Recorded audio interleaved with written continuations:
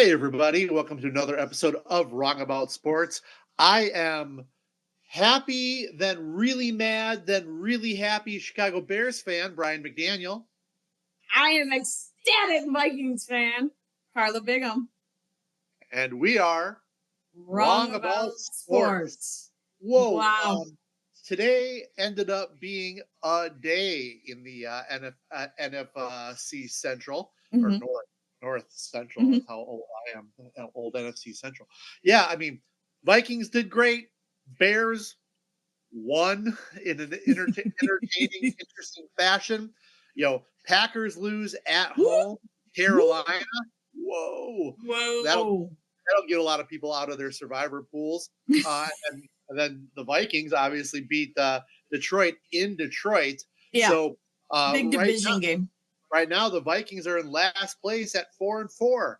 I'll take it. Division. Yeah, no, I'll take it. 4 wins for us, 5 wins for you.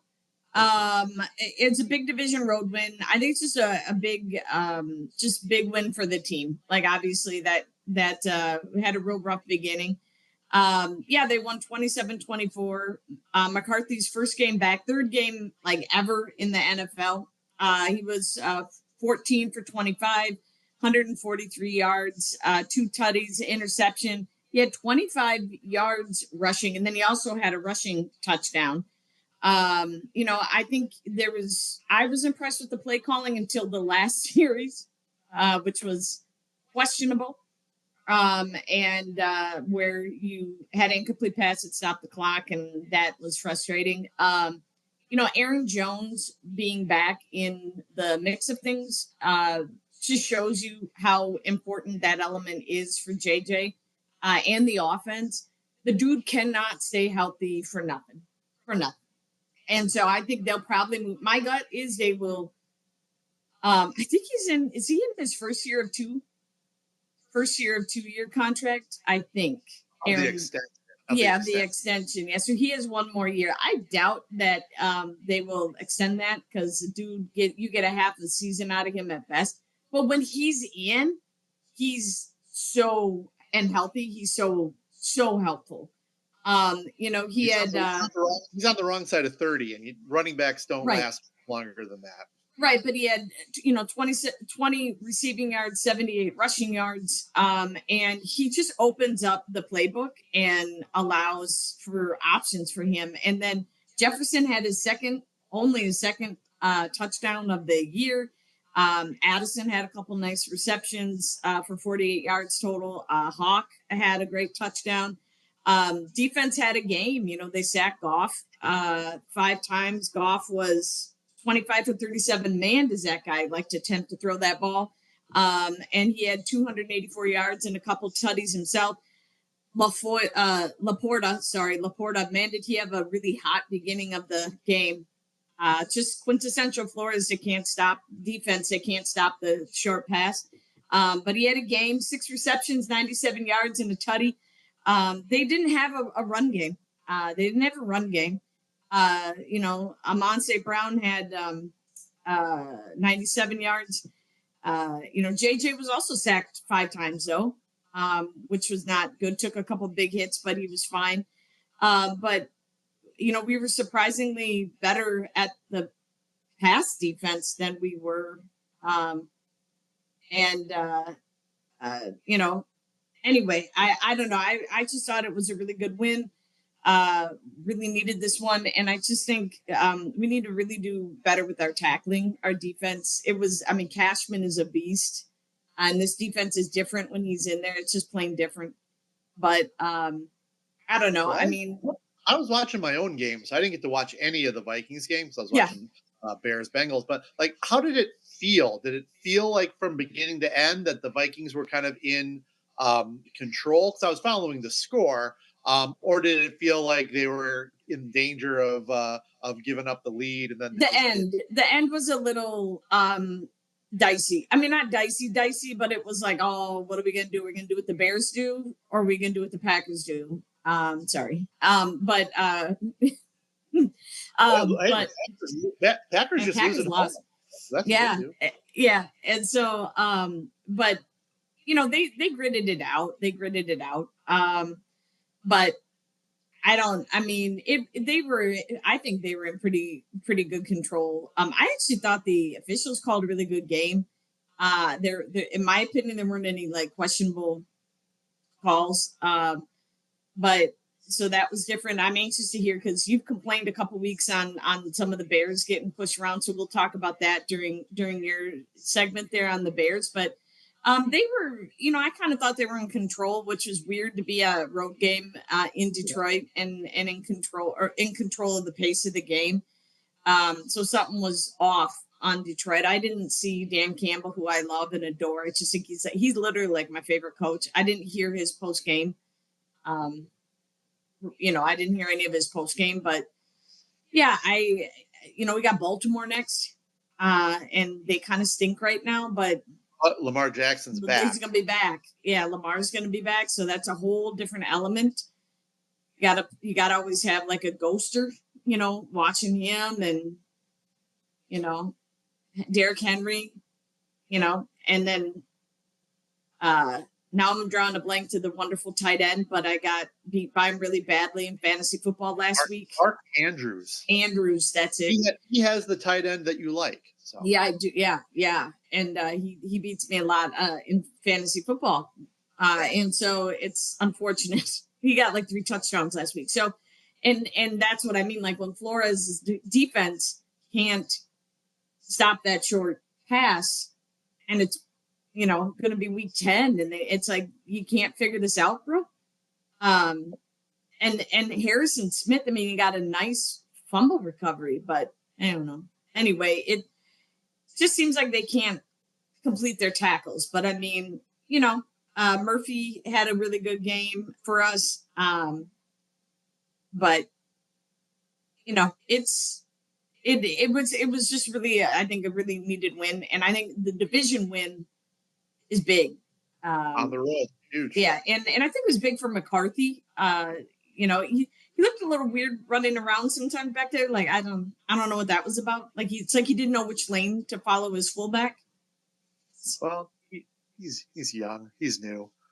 The Bears on the other hand, they make me want to drink. Yeah, and where would you get said drinks? Well, certainly somebody who's a member of the Minnesota Licensed Beverage Association. Yes. Since 1952, there you go. The Minnesota Licensed Beverage Association has been helping licensed beverage retailers in the state of Minnesota with information resources, educational programs, and government affairs services designed to promote and protect their businesses. All member retailers understand that with the MLBA, you are not alone. And their tagline is supporting and promoting responsible alcohol retailing since 1952. So thank you very much, MLBA, for providing me with enough alcohol to get me through a Bears win. Which okay, so Bears travel into Cincinnati. It's a road game. I was kind of under the impression that Flacco was out this week, but he kind of made an old man rally and came into play. And for the first half, the Bears appeared to be in control, and if you look at the time of possession, they were. But we saw early on that the Bears secondary is so banged up. They're down to like their 4th and 5th corners. They can't stop anybody. And old man Flacco is, even though he's 40 years old, 1, he knows how to play quarterback. 2, he has amazing wide receivers. T. Higgins had a game. Woo! And Jamar Chase, and then a bunch of nobodies looked like somebodies against the vaunted Bears defense. But it was back and forth. The Bears ended up getting a 2-touchdown lead in the final 4 minutes or so. And then the wheels started coming off. The Bears could not stop anybody. So it even got to the point where the Bengals march down and score. They do an onside kick, And evidently, nobody on the Bears has ever been in that situation before because they're just kicking it around. Use your hands. They didn't do that. So, so the Bengals got the ball back. Of course, marched right down and scored. So the Bears were left with very little time, under a minute and a half, which they were trying to get at least a field goal because that would have gotten them the win. And then a little bit of a miracle happened where Caleb Williams, who had a great day, 280 yards, three Mhm. touchdowns. His scrambling ability. I almost think he like tries to scramble too early, but he's 53 yards rushing. I yeah. mean, he had Oh, 53 yards. Yeah. I'm going to get to the tomfoolery and skullduggery that went on with Ben Johnson's offense, but he marched him down the field, threw it to their rookie first round draft pick Colston Loveland, who got his first touchdown ever earlier in the game. Threw it to him over the middle, and the Bengals, I guess they thought, oh well, we're going to play like the Bears, and they just tried to like knock him over. They didn't knock him over, so he just bounced off him. He ran it in for a touchdown. Bears win 47-42, though the Bengals had just enough time to almost get into position. But they needed a touchdown, not a field goal. But this game, what I liked about it, what I didn't like about it is their defense is so banged up. I almost can't blame them because they're down to guys, you know, Gardner Johnson. I can't remember his first name. They just signed him on Wednesday because he had been cut by Philly, I think. They signed him by Wednesday. He's starting because they're just so banged up. But this was the first game where the Ben Johnson Bears offense looked like the Ben Johnson Lions Sure. offense. Caleb Johnson, he caught a touchdown pass. Tyson Bagent, the backup quarterback, lined up a wide receiver, and he threw a pass back to DJ Moore, who ended up, it was amazing. So there was lots of trickery, lots of, the offense looked good.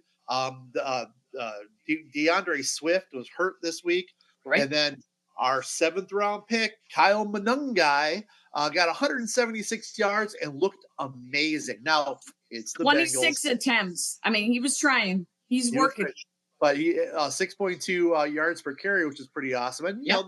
the Bengals can't stop anyone on the run, so that's fine. But hey, he got the rock. He did something with it. He didn't score a touchdown, but he looked phenomenal. And maybe this is where we see, excuse me, the Ben Johnson, thunder and lightning with that he had in Detroit with Swift, first Swift and Montgomery, and then Gibbs and Montgomery. So we might have Swift and Manungai, but Yeah. it was great. Colston Loveland, their rookie guy who hasn't been playing a ton, 2 touchdowns, 118 yards. So I'm not going to say I was happy, but Yeah. I got to take my picture outside with my Bears flag, and that's really all that matters. So the Detroit Lions had issues with their special teams today. That was a big problem for them, and I think it got in their head.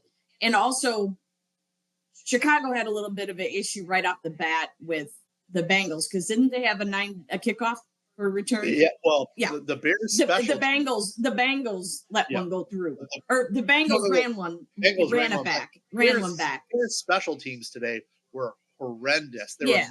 many one kickoff for a touchdown, Yeah. many that looked like they were gonna. The Bears, like I said, don't know how to field an onside kick.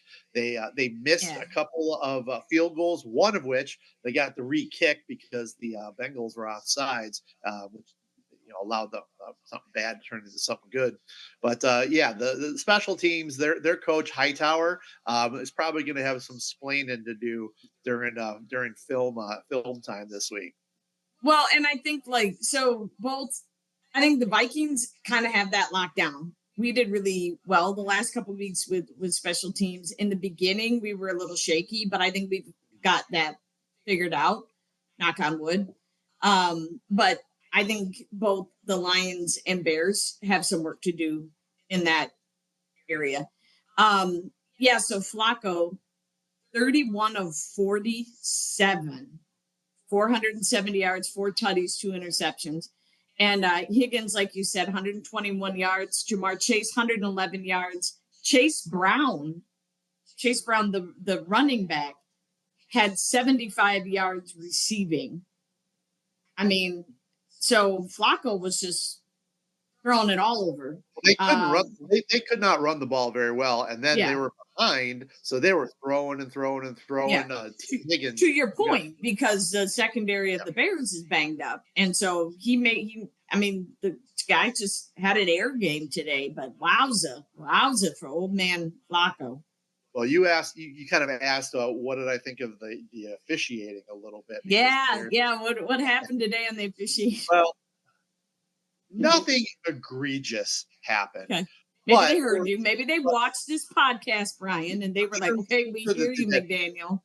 So on the field, actually, there were 2 plays that ended up getting overturned, but they were in the Bears' favor, and then went back to the Bengals. The only thing that kind of makes everyone mad on Bears, Twitter, and I think we're wrong on this, but towards the end, Bears are up 7, and Flacco threw an interception, which the Bears took back for a touchdown, and there didn't appear to be anything wrong with it. And then all of a sudden, everyone's walking back because they're saying that the linebacker Edwards got touched by the running back Brown.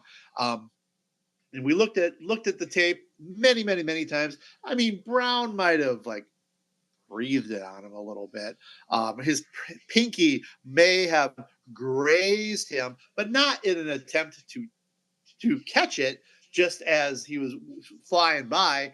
But they did reverse it. Bears got the interception, but they didn't get the touchdown. And at the time, it was like, it's fine. We're gonna do fine. But no, we didn't do fine. We ended up coughing it up and not doing very well. But yeah, Bears looked like they had it in hand. The penalties for the Bears, they had that. They did better this week. Yeah. I wouldn't say they did good, but they did better. And none of their penalties were moronic, which sometimes is their thing to do. There were a couple moronic penalties in the Lions Vikings game. So, well, one thing. There was a female. I can't remember I don't know which position she was in the referee crew, but there was a female. What's the generic term that you use? Is it referee? Or official, ref or official. Yeah. There was a female official, and my wife Jenny got super excited. She's like, "Oh, call Carla!" But you know what? She's not the only one. She knows that. Yeah. They were in Ireland, and Karen Housley was like, "Hey, there's a woman official." I'm like, "There's a couple of them." So yeah, it is neat to see that, and I think it's great and it's fun. And I know there was just a question: do I think the NFL officials had declined? No, I think it's impacting the game. Some of the obviously, how do I say this? I think the improvement of the chip. I think you call it a chip in the ball. So to know whether it's crossed the line of gain or not is important, and I think that's an improvement this year. That is a plus. I think I actually kind of agree with Brian, and some of the ticky-tacky things ruin the game, and you got to be consistent. And so I don't think they've declined, but I think they maybe have become less consistent. So like Mahomes, as we all know, gets protected at all costs, but then there's a couple other quarterbacks where it's just like, well, they don't get called as eager, or as quickly as frequent. And the players every year are bigger, faster, stronger, and they can do these miraculous things, and it's hard to catch it. I think they probably do a phenomenal job, all things considered, but every week there are a couple of times where we can see that they're not getting it right, and it's impacting the final score. And to that other question, have rule changes made it harder for officials? I don't think so, because officials are consulted. There's a committee, and like a lot of the a couple of the senior people are officials are on that for the discussion, like what works and what doesn't. And so it is kind of a collaborative thing of what they see and what they don't see. Like every year for high school, we get rules that a focus, whether that's equipment, like make sure that the athletes are using their knee pads and their mouth guards and stuff like that for safety. Obviously, any player safety calls are always a point of emphasis. Same thing with the NFL. If they're seeing stuff, the okay, that Carla's biggest blown call. I don't think there's a blown call, but what is the most embarrassing thing is an inadvertent whistle, and I think every official's had those, and that sucks. Like the biggest one that tricks you is a trick, legit trick play. Like you think the person has the ball, and then they don't have the ball. Well, so why they got more than one of you. Yeah, and and so that sucks. But you just correct it, and then sometimes the coaches laugh. A lot of times they don't. I don't think that's funny. But when they get tricked too, then everybody laughs. But when they don't get tricked, then they don't laugh. But so that's happened. It happens to me, like in my very first season, it happened to me once or twice. Not as frequently anymore. I don't. How many years in? I just finished up my fourth year. I didn't have that inadvertent whistle this year for high school boys football. Flag football gets a little dicey because of the trick plays and the handoffs and stuff. Do you feel more pressure as a female official in high school? Like at that level, does it feel any dip? I don't know. Do you feel there's more pressure on you to not make mistakes? No, I think the pressure on me is that I'm only 5'5", and so I'm little, and so being on the sidelines, like they can't see me kill the clock sometimes, and they can't if that's an issue. And the number of times I've gotten ran into on the sideline is like just standing there, so I can't throw a flag because it's just standing there. Are you afraid of that? No, hold on, Gabe. Sorry. So speaking of getting run into, we do this podcast in Minnesota. The Minnesota Gophers had a big win against Michigan State, but Allison Nessie, who filled in for Carla a week that she couldn't be there, was on the sidelines and got knocked over by yeah, she has a video of it. She's watched it. She's watching it, and then bam! All of a sudden, she's down. That hurts. It's pretty great. I think if you go on her Instagram, did you get hurt? No.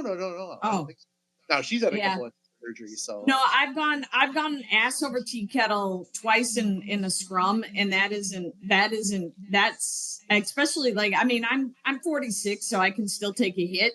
But remember, these are not little boys. Yeah. They have pads on. Helmets. And officials do not have pads on. Oh. So, but yeah, this year I got taken out at the knees. And even as quickly as you try to back up and officiate, in front of you, it still happens. They still come in real fast, or they start rolling into you. So anyway, but yeah, that's problematic. But yeah, inadvertent whistles to me are the most, those are the most embarrassing calls. Yeah. Well, I want to save our prop bets for Monday night till last. So before we get to that, that was a hell of a World Series that we saw conclude itself last night. And, yeah. I certainly was not rooting for the Dodgers. I was kind of like, I kind of want the American team to win, but it's the Dodgers, and California is not real America. So I was pulling pretty hard for the Blue Jays, and they had every opportunity to win. So as bad as I do feel for them, they had bases loaded, nobody out, one out, more than once towards the end of the game, and I guess good on the Dodgers for eventually being able to play fundamental baseball where the Jays couldn't. But yeah, it's kind of a bummer that the Dodgers are back to back. A lot of people are saying, "What game?" What? Oh, saying that it was the best World Series all time. No, no, Yeah, No. I'm No. hearing Minnesota people say that sometimes, and it ticks me off in the worst way. Yep. Well, Yep. that means that they're not old enough to have been here for 91 Oh, Or 87. one of them is or my 87. age, man. Like for real, I Yeah. got up his ass about it. I'm like, how could you not Yeah. remember that? That was, and talk about the biggest thing in our state when that happened. I mean, 87 Oh, and yeah. 91, but it took Yeah. over everything here. You know, the Yeah. Homer Hankies, man. Yep. I remember my dad getting me out of school to bring me to the parade. Wow. And then again, we've already established on this podcast that I'm only 5 feet tall, and that was after, like I grew, right? So I was really tiny then, and so I had to be on my dad's shoulders because of the confetti. I mean, I was going to get lost in all that confetti.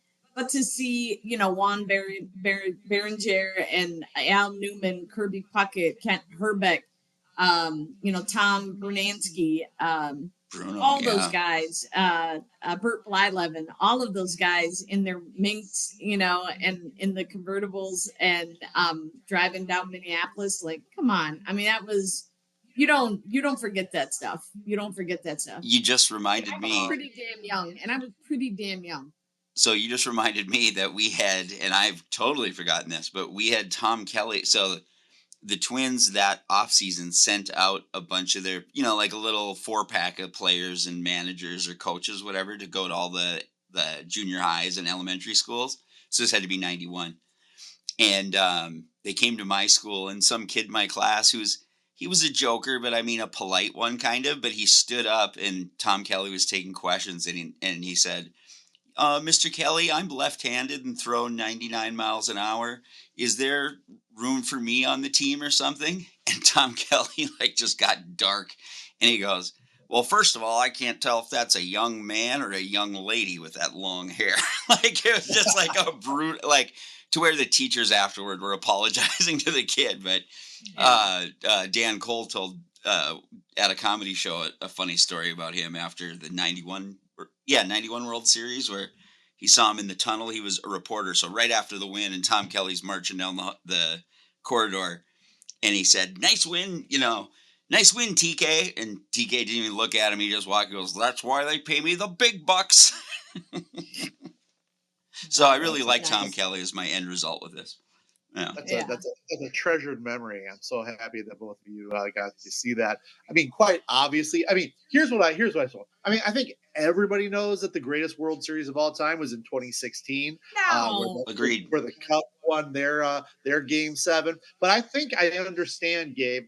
I understand why people are saying maybe 2025, maybe 1991. It's because when the Cubs won, that wasn't sports. That was art.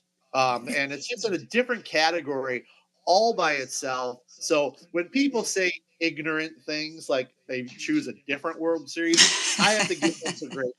I have to give them some grace because they're just not as cultured in the arts as I am. And I was excited for the Cubs. Let me add one more layer to that. It was also part psychological thriller.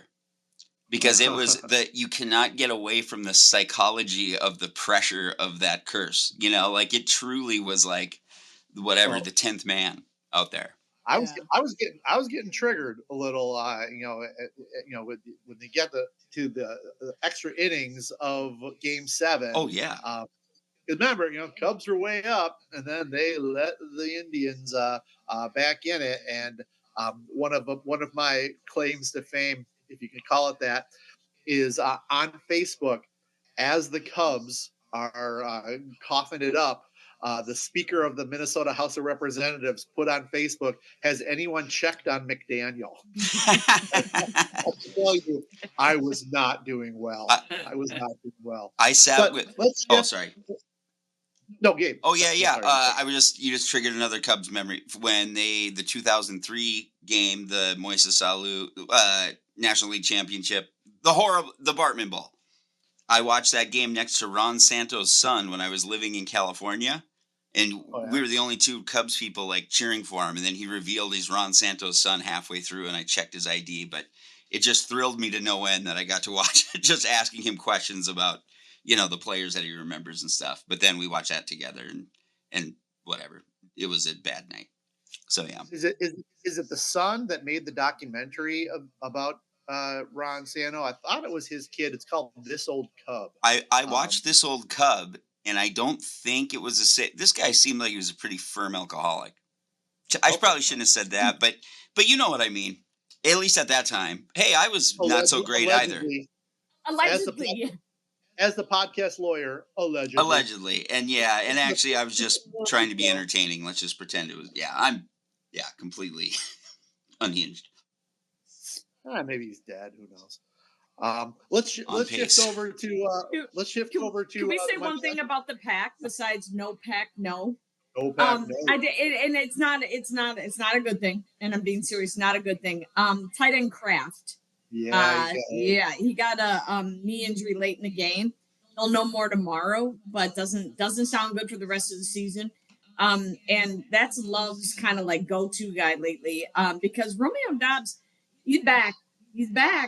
And that might be Love's saving grace is Doubs being back. He had 91 yards today for 7 receptions, but Kraft being out will have an impact on the offensive scheme of the Packers. So not that we spend a lot of time talking about the pack, there's no pack. No, but losing at home to Carolina, that's embarrassing. We did not call my mother. We did not call my mother-in-law after the game because I'm sure that she is fuming. But let's shift over to Monday night. Yes. Monday night, we've got the Cardinals versus Cowboys. Cowboys suck. Their defense especially. But Dallas is supposed to win. So it tells you about Cardinals. By 2.5. And we have Jacoby Brissett, who is starting for his 3rd straight game, in lieu of Kyler Murray, who's got a foot boo-boo. Yeah. And so he is not able to start again. Not quite yet. They kind of, and then they were like, no. And I have to say that McBride is the tight end is on fire. He's been playing just tremendously. Arizona's had some issues with their running backs. They don't really have a running game. Both Connor and Benson are on IR, and they've been kind of having a committee a little bit. They cut Michael Carter and then signed him back to the practice squad. I don't even know if they brought him up yet. I haven't heard if they brought him up yet or not. The lead back is going to be Zonovan Bam Knight. So Bam. Kick it up a notch. Little Emerald Lagasse. But so I don't know what's up with that. But Dallas is banged up beyond belief on defense. They stink. They have most passing yards allowed. Rush is not much better, but it's better. Their Russian defense. So I don't know. But I have just because I think Dak is going to throw a lot because he has a lot of options for receiving crew and his receiving core. I think he's gonna just toss it around a little bit. Nothing to lose. And that's why he's been pretty consistent of over 30 attempts a game. And so I'm going with the over on Dak Prescott to have 35 and a half attempts passing. And then, like I said, Trey McBride, the tight end for the Cardinals, has had over 70 yards the last 2 weeks. And Jacoby Brissett loves him. He's his main target. And his primary target, 28% last week, before the bye. So I think he's going to, and because we've already established that Dallas's pass defense sucks, I'm going to go with the over on 68.5 receiving yards for Trey McBride this week. Well, hard to argue with either of those assessments. You actually convinced me so that I am going to call an audible. Omaha. And so you mentioned the capable Jacoby Brissett. I'm capable. He's capable. He's a good backup. Great backup to have. So anyway, The over/under on passing touchdowns for Jacoby Brissett is 1.5. And I don't know. I was feeling generous, thinking that the Cowboys defense is gonna be able to hold the pretty feeble Cardinal offense down. But I think more than likely it's going to be that the Cowboys are throwing it around. They're going to get a lead, and then the Cardinals are going to have to throw to catch up. So I'm actually going to change from the under to the over of a 1.5 passing touchdowns for a Jacoby Brissett, the capable Jacoby Brissett. And then I also will be picking a tight end, but I'm going to pick the Cowboys tight end, Ferguson. I've had Ferguson in a couple different fantasy leagues, and he has been great. He's a good high volume guy, good yards, touchdowns. But the prop is 4.5 receptions. He's going to blow by that. So I would say take the over on 4.5 receptions for Ferguson. He absolutely is going to blow by that, and I think ultimately Cowboys are going to win by 10. I would say, but I've been actually pretty bad at picking the final score of some of these Monday night games, so maybe Yeah. you don't want Yeah, to do I don't that. know. I think to your point, I think Dax is just going to light it up. And then I think the Cardinals will have to throw. I mean, that's kind of my point. And McBride. I mean, look at Brock Bowers today. It's kind of the same. So I don't know. Anyway, I think they're going to just focus on time. It's just comfort. It's just comfort. All right. Well, you know what? We're kind of at time here, so Got it. the capable Gabe Noah, thank you so much for producing today. Thank you, Thank Minnesota you. License. Thank you for Minnesota Licensed Beverage Association for sponsoring us. Carla, thank you for your amazing insight. And with that, I am feeling better about the Bears. Brian McDaniel. I am going to sleep well tonight because the Vikings won. Carla Bigham. And we are wrong about About everything. sports. Wrong about sports.